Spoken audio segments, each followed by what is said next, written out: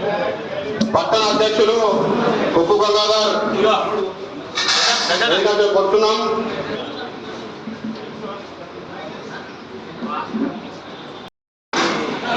వ్యవస్థ ఈరోజు జగిత్యాల జిల్లాలో పార్టీ అధ్యక్షుడు యాదగిరి బాబు గారు, అదే మాదిరి అమర్నాథ్ గారు, మాజీ జిల్లా అధ్యక్షుడు సత్యనారాయణరావు గారు, వడ్డపల్లి శ్రీనివాస్ గారు, సత్యం గారు,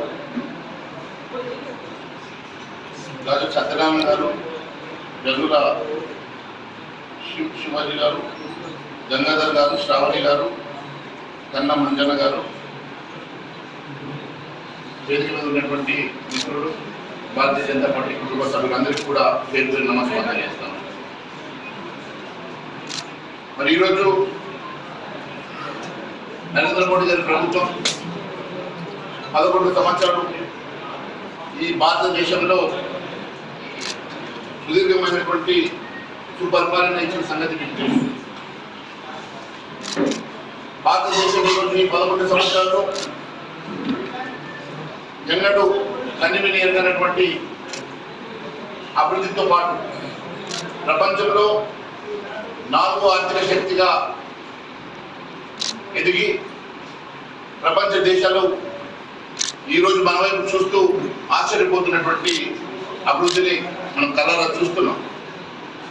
ఒకవైపు ప్రపంచ ఆర్థిక శక్తిగా 4వ ఆర్థిక శక్తిగా ఎదుగుతూ భారతదేశంలోని అన్ని వర్గాల అట్టడుగు బడుగు బలహీన వర్గాల కోసం ఎన్నో సంక్షేమ కార్యక్రమాలు చేస్తూ ప్రజల కోసం పనిచేస్తున్నటువంటి అహర్నిశం కృషి చేస్తున్నటువంటి నరేంద్ర మోడీ గారి పాలన ప్రత్యేకంగా చెప్పాల్సిన అవసరం లేదు. కేవలం తెలంగాణ రాష్ట్రంలో ఈ 11 సంవత్సరాలలో దాదాపు 11 లక్షల కోట్ల రూపాయలు కేంద్ర ప్రభుత్వం ద్వారా ఈ రాష్ట్రానికి నిధులిచ్చి ఎన్నో అభివృద్ధి కార్యక్రమాలు చేపడుతున్నటువంటి నరేంద్ర మోడీ గారి పాలన మీరు కళ్ళారా చూస్తా ఉన్నారు. ఏదో ఒక రకంగా భారతీయ జనతా పార్టీని, కేంద్ర ప్రభుత్వాన్ని విమర్శించే ప్రయత్నం చేస్తున్నటువంటి ఈ రాష్ట్ర ప్రభుత్వాలు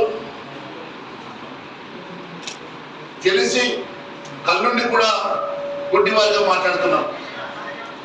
అనేక సార్లు అసెంబ్లీ సాక్షిగా నేను చెప్పాను, అనేకమైనటువంటి నిధులతో పాటు తెలంగాణ అభివృద్ధి కోసం భారతీయ జనతా పార్టీ కట్టుబడి ఉండడం కాకుండా దాదాపు 11 లక్షల కోట్ల రూపాయలు అభివృద్ధి కార్యక్రమాన్ని తెలంగాణలో చేపట్టిన సంగతిని అనేక సార్లు చెప్పాను.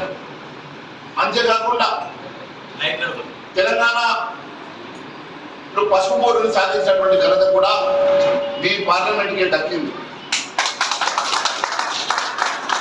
మరి అరవింద్ గారి కృషి కూడా మరవలేదు.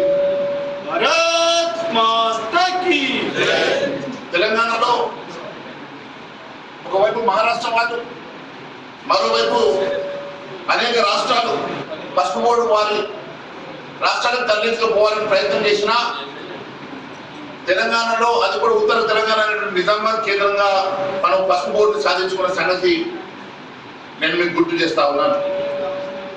అదే మాదిరిగా తెలంగాణలో ట్రైబల్ సమ్మక్క సారక్క గిరిజన విశ్వవిద్యాలయాన్ని కూడా సాధించుకున్నటువంటి ఘనత, మరి ఇచ్చినటువంటి ఘనత భారతీయ జనతా పార్టీ.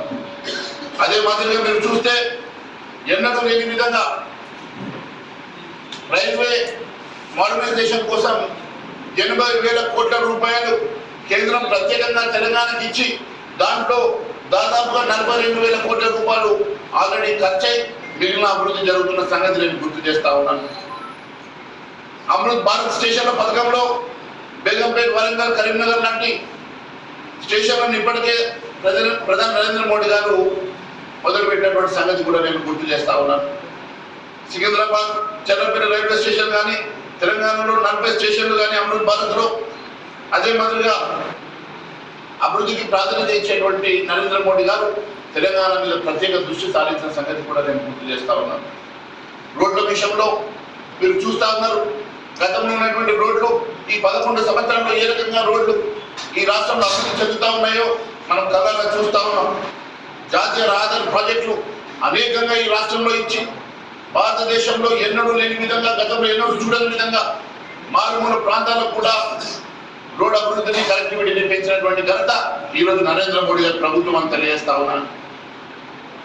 కేంద్రం గత 11 సంవత్సరాల్లో 2600 కిలోమీటర్ల జాతీయ రహదారిని నిర్మించి ఇది గతం కన్నా దాదాపుగా 2500 కిలోమీటర్ పొడవు రెట్టింపు కంటే ఎక్కువ చేసినటువంటి సంగతి నేను ఒకసారి గుర్తు చేస్తా ఉన్నాను.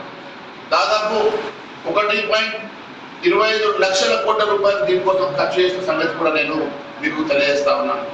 అదే మాదిరిగా అనేకమైనటువంటి ఆరోగ్య సంరక్షణ కోసం బీబీ నగర్ లో ఎయిమ్స్ స్థాపించినటువంటి ఘనత కూడా గతంలో all India institute of medical sciences అంటే కేవలం ఢిల్లీలో ఉంటుండే, అలాంటిది all India institute of medical sciences భారతదేశానికే ముఖ్యమైనటువంటి ఎయిమ్స్ ని మనం హైదరాబాద్ బీబీ నగర్ లో నిర్మాణం చేసుకున్న సంగతి నేను ఒకసారి గుర్తు చేస్తా ఉన్నాను. మరి అనేకమైనటువంటి కేంద్ర ప్రభుత్వం 6332 కోట్ల వ్యయంతో రామగుండంలో ఎరువుల కర్మాగారాన్ని కూడా నిర్మాణం చేసుకున్న సంగతి కూడా నేను మీకు తెలియజేస్తా ఉన్నాను. అంతేకాకుండా